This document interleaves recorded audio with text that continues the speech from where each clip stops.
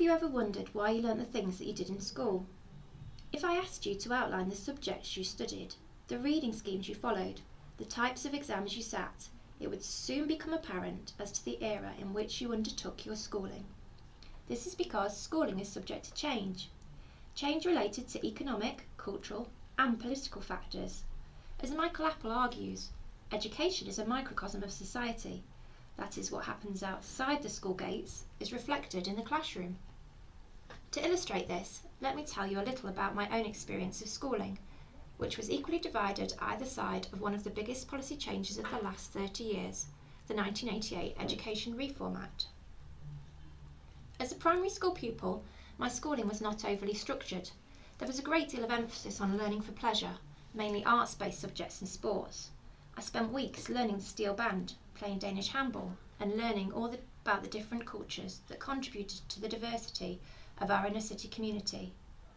Our learning was topic-based, and we would cover all subjects through this topic.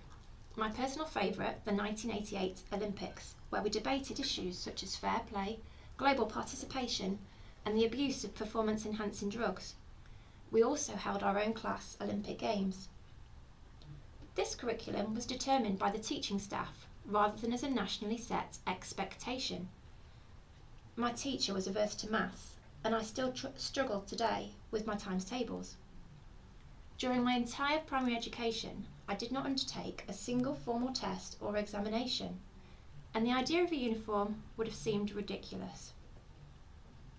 My secondary education, post the introduction of a national curriculum, was a very different experience. Structure, timetabled subjects, nationally determined learning outcomes, exams, and uniform. Now think about your own education. How does it compare? The difference in experience of this thing called schooling is because the government decides what it is that pupils should learn. These decisions are conveyed through policy, the legislation that governs practice. Policy development is influenced by several factors. For example, what has happened before and a need to either praise or distance new ideas from the previous government. Economic circumstances, or what is perceived to be worth investment in relation to workforce preparation. Competition with other countries, as demonstrated by positions in the international league tables. Shared societal beliefs about the importance of educating children, and of course the voice of teaching professionals. These factors are not awarded equal consideration, and indeed are often antagonistic rather than complementary, as different groups of people compete for recognition. Ultimately though, the Education Secretary will decide on what is seen to be best for the country and directs the development of the policies that will be implemented in schools. This is why political DNA can be identified in the personal narratives of all our schooling experiences.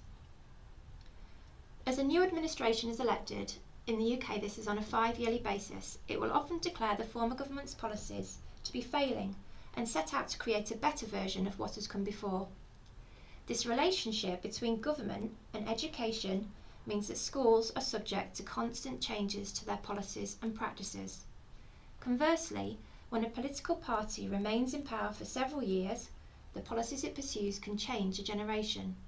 Schooling is therefore both the subject and purveyor of change that reflects the wider societal changes beyond the school gates.